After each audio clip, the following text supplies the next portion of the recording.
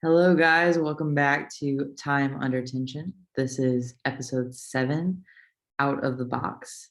Last couple of weeks, we talked about establishing solid roots and finding or establishing your purpose in life. And today, we wanted to talk about kind of expanding beyond the boxes that we put ourselves in life that often limit us, and that in reality we really have control over. So we're just going to jump right into this. So these boxes that we put ourselves in are often labels, and some of them I think are a little bit more externally based, like societally based, where we've been told that we are within a certain category of people or are a certain characteristic, and we attach that like a name tag to ourselves throughout our lives and use it to define us. And I think that it's important that we examine the things that we are assuming about ourselves, both that we've adopted from things other people have told us and things that we have slowly accepted from ourselves over time. I just think it's really powerful to be able to step out of the box ourselves in our minds and be able to see what boxes we've been putting ourselves in that have been limiting our ability to grow or our ability to really find who we are, who we can be in the world. Who we can be. I like that. I think that I made a post on this today, and I'm not even sure I had in mind that we were doing this podcast, but as kids, we are so imaginative and we think we can be anything. And 1 minute we can be, an astronaut, and the next we can pretend we're being a cat. And we just accept that we want different things at different moments, and we ride those waves really naturally. And then as we get older, it's like we think that we need to maintain this certain image and that we aren't allowed to fluctuate and grow. And by doing so, I think we often limit who we can be.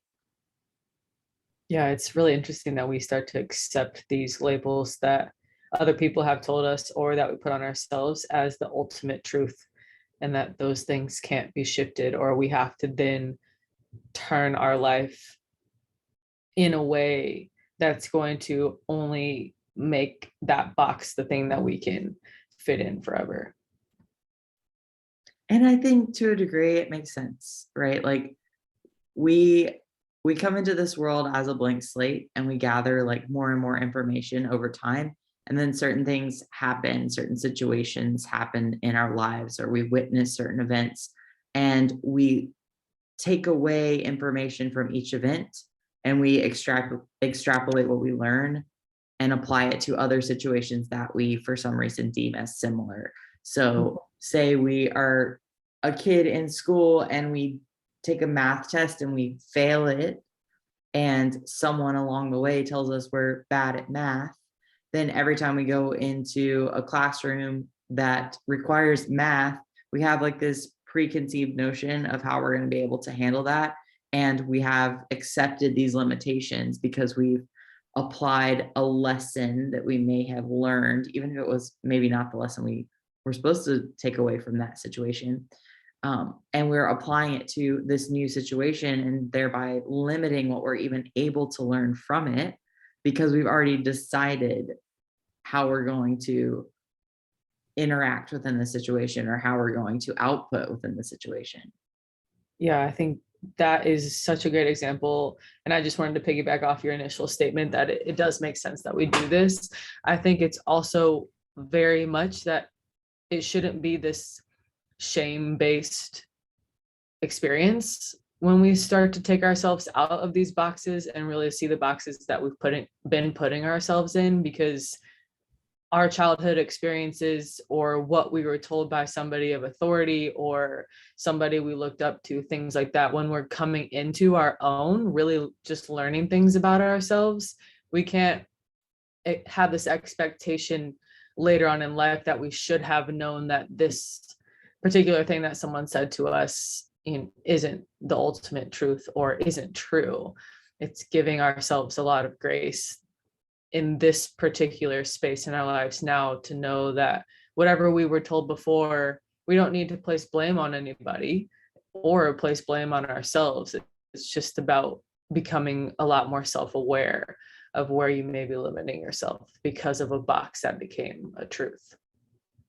Yes, I think we think that shame, that looking back with regret will dissolve the wrongs that have been done, but I think that shame just exacerbates them. And the only thing that really dissolves the wrongs or dissolves maybe even the, while we're going with this, the boxes, is acceptance, and acceptance that you had and you learned what you needed at that time.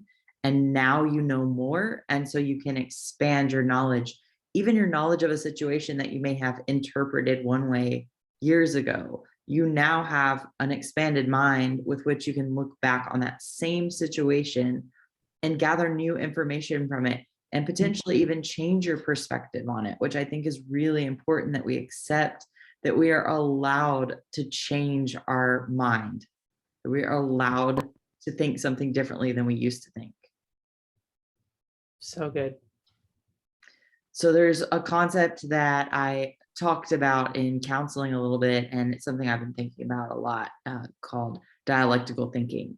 And it's the idea that we can hold like two opposing thoughts or seemingly opposing thoughts in our mind at one time and almost come to terms with that, be at peace with it, and accept that the world isn't just black and white. There's not one way to look at things or another that's necessarily right, but that there's potentially two different truths that seem to contradict each other that can reside within one thing. Yeah, I think something I just want to add to that kind of just came to my mind was I was listening to a podcast that was encouraging the lack of labeling things good and bad. And I know we've talked about that a lot. That's something that you've placed in my life in areas of disordered eating patterns and things like that. But it's also something that came to my mind with that thought as well, that one thing is bad and one thing is good, or one thing is right and one thing is wrong, that sometimes both things can be right or both things can be wrong, truly. So I think just adding that in, that sometimes when we do start to label things good and bad, sometimes that in itself is a box that will take away from any kind of growth, where you can find the parallel between two opposing thoughts. Yes. And I used to kick myself thinking I'm really indecisive. And to be fair, I am pretty indecisive sometimes, but I think that something that I've always really strived to do as a person is to understand both sides of a situation. So if I get caught in the middle of situations a lot because I'm just a neutral party very often, I'll hear one person's point of view and I'll see where they're coming from. And then I'll hear the other person's point of view and I kind of see where they're coming from. And the thing is, it's like neither person is right most of the time. Neither person is necessarily wrong. What's potentially wrong is the fact that neither is willing to see the other person's side. But I think that when we actually learn how to have discussions again and arguments, like healthy arguments, we can start to realize that there's an underlying truth that runs through a lot of our worldviews, and we really all are a lot more similar than we are different. But the problem is we don't take the time, because we almost don't trust that we'll be able to discern the truth within a situation. We're afraid that if we expose ourselves to a different point of view, that will be tainted by that point of view. And we won't be able to rationalize what the deeper truth is. But I think that really being able to consider both opinions and find the underlying truth within both is key to gaining wisdom. Yeah, I think something that has helped me quite a bit from a practice, something that I implement as a practice when I get into a discussion, is choosing peace over pride. Because for me, I tend to argue and believe that my point of view is the right one. And that's a area of pride that I have been really working on just eliminating from the situation. And the other part of that practice is active listening. So I really prioritize active listening and also peace over pride. And these practices have just allowed me to be able to have the space to hear the other person, hear a new perspective, and let that resonate before I'm putting my thoughts or thinking while they're talking and not actually allowing my own self to be impacted by what it is that they're bringing to me from their side of their argument or discussion. And those two things I just wanted to add in are good ways to not have to be thinking so much about shifting your perspective or breaking a box. It's just things you can implement in your life as practices that will in itself become a skill set that can allow for a more truth to enter into a space. That's great. I think that's such a good practice. Someone told me to treat every person that you meet like they have something to teach you. And I think that being able to be an active listener and go into it like, what is this person here to show me? What are they here to teach me? Even if it's someone that you know and don't necessarily enjoy spending time with, I think that being able to take each interaction with them instead of begrudgingly as instead an opportunity to learn something, you just expand so much more. And when you let go of that need to be right, because you have this deeper sense of knowing who you are and trust in your own ability to discern and that deeper intuition, I think that there is a lot of peace that comes with that because you're not having to prove to other people that you're superior because you already know where you stand internally. Mhm. So dialectical thinking, that idea of like holding two contrary thoughts, I think it would be helpful to kind of run through some examples of what that can look like because it's, you know, it's one thing to say like, all right, let's look at consider everyone's opinion within a situation, but I think that what can be really hard is when you run into that conflict within yourself. Do you want to share a few examples from your life? Yeah, I can do that. So, one that I've been wrestling with a lot recently is I am a goal setter. I like planners. I like to have an overarching goal and I like steps to reach it. It makes me feel organized and it makes me feel like I have my life planned out ahead of me. But I also very often feel God teaching me in a lot of different ways that I need to surrender my life to Him and allow Him to guide it. So I often get caught between this. I need to plan and be goal oriented and be process driven. And then I need to surrender and let God guide my steps and find peace in the moment. And I just like feel this constant push and pull where I'm like, but I like this way. But this way I feel like is something that I need more of. Um, and I think that ultimately that's this contrast between goal setting and obedience. And I think once I realized that I was wrestling with that, it felt like I was wrestling with two values that were just contradicting each other. And that creates a lot of dissonance internally when you have like two things that you actually value. I actually value productivity and organization, and I actually value um, being obedient to God. And those felt contradictory. It was like a daily, hourly thing I was running into in every decision I would try to make, where I'd be like, am I weighing it against this value or am I weighing it against this value? And I think what I had to come to terms with was like the deeper truth within it. And that is for me, I set goals based on my value system and I pursue those goals with excellence. But I have to hold myself accountable to staying really present to what God's putting into my path currently. So I'm allowed to be goal oriented and to set long-term goals. But once those goals are set, I need to leave them on my little timeline and focus on what I'm doing right now and focus on what God's putting in front of me in this moment.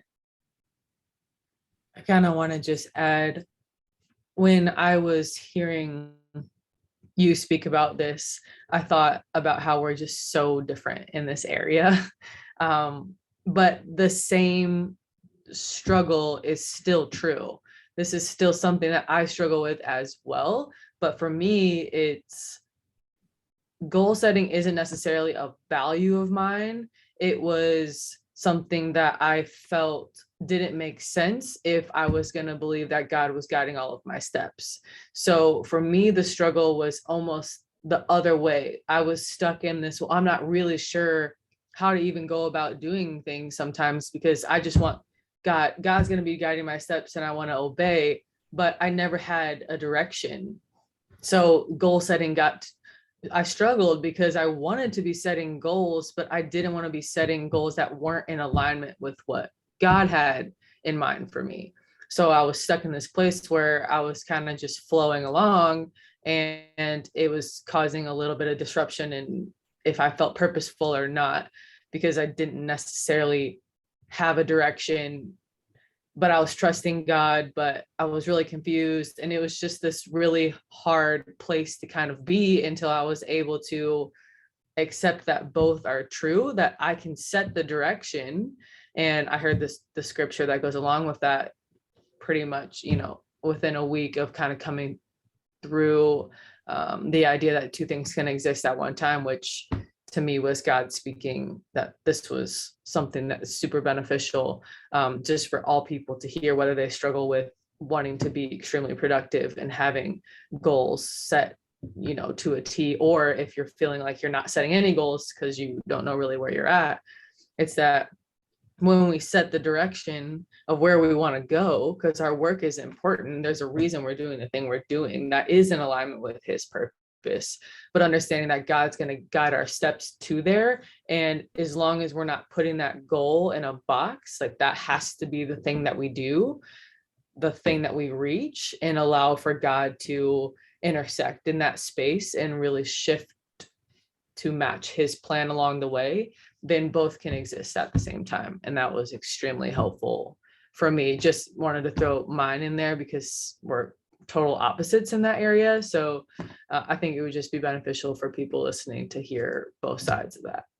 That is so great, because I really think people are going to come into this with a lot of different approaches, and that contrast between us is really helpful, because not everyone is like super goal oriented like I am, but they might be more seeking that like active pursuit of God. And I think that recognizing that those two can coexist can really help you feel like it is surrender. It is surrendering your will to his, but you're still allowed to be an active participant in shaping your life. Like, it's not just like, okay, I'm just going to wake up today without any sense of direction. It's like you can have direction, because I really think he embeds that direction in us internally, where we know the things we love to do, the things that we're passionate about, the things that we want to pursue in life. And it's just up to us to check our values against that and to be present to what he is presenting to us on a day-to-day basis in case we need to like adjust course. Something like kind of similar for me is this idea. I'm very like habit driven as well. I think it's really cool to think about like the practice of setting habits and routines, but I also want to live a more like mindful and present life. And those two can seem contradictory as well. And it's pretty similar to the first point, but just more of like deeper on a like actual action based perspective. And what I've come to terms with is, again, knowing my values, setting habits in alignment with those values, even if the value could be something like I have a pretty addictive personality. So I tend to get really hooked on whatever it is that I'm really focused on. So artificial sweeteners are something that I have really struggled with a lot in my life, where I will just like build up my intake of them over time more and more. and it can become really challenging because it affects my digestion, and then everything spirals from there. Digestion is key. So a habit that I focused on was like, okay, only having one sweetened drink in a day. So it aligns with a value of self-control, I think, um, as well as like self-mastery. So I was able to kind of set that habit, but I needed to be aware enough to experience the life around me. So like if something came up where, I went out of town and someone gave me like a new supplement to try and it had sweeteners in it, I wasn't going to like not try it because I needed to be present to the fact that here my friend is presenting me with an opportunity to try something that's important to them because they represent it. So am I going to allow this like habit to dictate my Mm. behavior, or am I going to be present to the moment and also trust myself to say, hey, this is a reasonable exception to this rule that I've set that is in alignment with my value of, showing my friends that I care about them. And I'm allowed to make this exception. But I think that it takes that awareness to make an exception to these rules, so that you're not just kind of shoving down what you originally committed to. It's like you're still aware of your commitment, but you're processing things on an active level. And that sounds silly, but I think that we want to talk about big life decisions and values. And I think that on a day to day basis, it's really about the little things that we commit to and have to hold ourselves accountable to. I want to ask you a follow-up question just because I think talking about maybe the box that you put yourself in before, like what was the label of that you kind of held closer to you regarding sweeteners or things like that that you feel were things that you wanted to work on but allowed, now that you're in this place where you're allowing a little bit more flexibility because you are more self-aware? Can you talk a little bit about the box that you were in before that maybe had limited you actually showing that person that you cared at the time? Yeah, I think that I probably said it. I probably said I have an addictive personality in this conversation. And that's a box. It's a box that I've accepted based on behaviors I've seen in my own life, patterns that I've seen and have been told. And I've held that to my heart as something that I identify with. And so then, because of that label, I lost trust in myself to have self control around things that I had struggled to control my intake of in the past. So I think that's something that I still am working on dissolving. But the more I'm focusing on like active awareness, the more I realize like I have a choice in every moment to make a decision. And my propensity to towards addiction maybe is really based on practice. And my propensity to break down that box is also based on practice. So being able to trust myself to make a decision in the moment and trusting that I did it out of aware intentions, not even pure intentions, just aware. I decided to do that, and now in this moment, I have the equal amount of strength to decide whether or not to do it again. So I think like trusting yourself is a big part of breaking that down, and that's something I'm definitely still working on. I definitely don't feel like I'm in a place yet where I can say like, oh, I've dissolved that box. I don't completely identify with it, but I think I'm in the process of breaking it down and realizing that like I'm my own person moment to moment and not a victim to these labels that I've accepted in the past.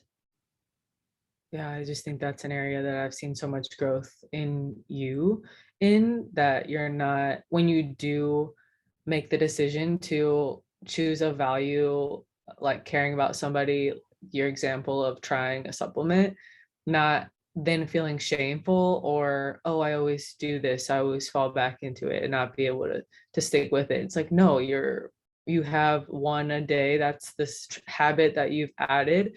But if somebody is coming into your life and you're not then going to hold this shameful feeling over yourself that you couldn't say no in the moment. It was that you chose to say yes to another value. And I just think that that's really powerful and something that I've seen you work on for a while, but that can be very powerful just from somebody else who may have a similar box or even a different box and is taking the box and then applying some shameful thoughts and even more shameful labels back on a past self. Thank you. That's really helpful to hear. And I think that speaks to having accountability partners or just good people in your life to reflect back on this stuff with, because we can't always see ourselves objectively because we are living in a lot of labels and we are living by this information that we've extrapolated over time. And I think that having people in your life who you can really trust and go to and say, hey, what do you see in me? Like, what behaviors do you see? Like, have you seen progress in this area? Or even saying, hey, I'm working on this. Can you just let me know every so often how I'm doing or hold me accountable? And I think that can be, it is really helpful. I think that speaks to one that I want to share as well. Just the people you surround yourself with is so important in this process. I think one of the major boxes that I put myself in was that if I was going to be gay, if I was going to choose myself and who I love, then I could not then have a relationship with God. And I was told, in my upbringing, the, place I was in was very Catholic based. And something I want to make sure that I emphasize is that Catholicism just wasn't for me. It doesn't mean that there's anything wrong with it or anything like that. I think it's super important that whatever your space is in spirituality that helps you become the best version of you, that's kind and compassionate and making the world a better place, then that's great. And if I want to be respected for my beliefs, then I'm definitely going to respect other people's for theirs. But for me, what I was told was that if I chose to love women, then that meant I was rejected by God and would never be able to be considered a child of his. And so the people I was around, the space I was in, was only feeding me all of these factual information that they believed, that was only emphasizing this box that I was in that I felt like I had to choose. And so after high school, I pretty much decided that I was choosing myself because I didn't understand if I was rooted in love, and that was something that was so huge in my life. Love was like this thing that just drove all of my behaviors. Like it is just what I'm rooted in, that it felt I was really confused what I would be doing here if I couldn't be loving somebody the way that I felt. And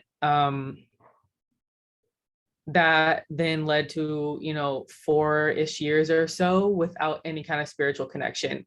And it took me going back to that earlier terminology that two things can be still uniting us the same truth. And so I still had this super active inner knowing in my body that was craving spirituality, spiritual connection, something higher than, greater than. And it got to a point where I really could not drop it. And so it actually happened during COVID. The world slowed down. I really realized how on autopilot I was. And I know I've shared, some bits and pieces of that. But the thing that I really realized was missing was I was so empty because I didn't have any kind of spirituality, fullness. And I thought that I just couldn't have one. And so I started entering into the space, well, what if I could have both? And is that wrong to even think, kind of working through that process initially, but I had different people around me at that time. And the people around me at that time were saying that there were people that really believed in the universe, energies and things like that. And I found myself really kind of exploring the difference between religion and relationship with God. And so as that journey continued, I was really able to see that relationship with God was personal to me, and I didn't need to go through a third party to get there. And I just started asking a bunch of questions to him and listening to Elevation Church, and Stephen Furtick just absolutely saved my spiritual connection with God and my ability to feel like a child of God. And it was very conflictual with a lot of people at the time, and it was causing a bit of conflict in me as well. I even went through a period of time where I, I was single for a long time because I wanted to make sure that me loving another woman was going to be what God wanted for me. I completely just surrendered that to him for a period of time and was totally open to being with a man or whatever. And through all of that, all of this self-awareness and ability to accept multiple truths or break this box that I thought I was in and just open it up to potentially being in this free-flowing space where I didn't get put in this box. That led to me now being able to do this cool podcast with you where we're talking about stuff like, yes, my spiritual connection with God is through the roof and I'm on fire for him. And all of the things that I'm doing in my life are centered around trying to be obedient to him and living a life that's going to contribute to the greater purpose. And all of a sudden I'm significantly more full. And it took me breaking a box that was put on me before and kind of figuring out how two separate truths or two things that seem to be contradictory to one another actually can mesh together to create something super powerful. That is so massive. And I think with that, there's also a level of, just like we were talking about earlier, shame and acceptance, forgiveness. Like the people in your life who applied that box to you, we apply boxes in order to make sense of what we're seeing. And we can only make sense of what we're seeing by the information that we've exposed ourselves to. And unfortunately, because there are a lot of boxes placed on us within church settings, and we're starting to see a breakaway from that and a return to love. But I think that a lot of times we experience those kind of things where we have been labeled within a setting that should have been love-based. It should have been acceptance-based. And I think that your ability to just look back on those people and forgive them for their limited understanding, and also, forgive yourself for maybe trying to seclude yourself within one box or another, but also just recognizing your growth through being able to say, all right, I don't have to live in this box anymore. I know deep down, I can trust this intuition that I am called to spirituality, that I am called to have a relationship with God. And I also trust this deep feeling that I am gay. Like, I think that believing that, like, trusting that deep intuition is so important and shows a lot of growth. And that is a foundation for really breaking out of boxes like that were established, deeply established, like early in life. Yeah, I just think one more thing I'll add is that sometimes I'm very passionate about sexual orientation and spirituality coming together in unity, because to me, it's something that's really been separated, and it has secluded one group from feeling like they can have a relationship with God. And I guess I just want to encourage that sometimes you can't just go straight to God. Like, whatever this other box is that you're struggling with, doesn't even need to be sexuality, but sometimes the other box that you crave can be a little too sensitive initially. And so just being able to break out of the one box, trusting that inner knowing that you're saying, and allowing for there to be flexibility in then having no box or reaching the desired outcome or feeling or goal or success that you're wanting to achieve.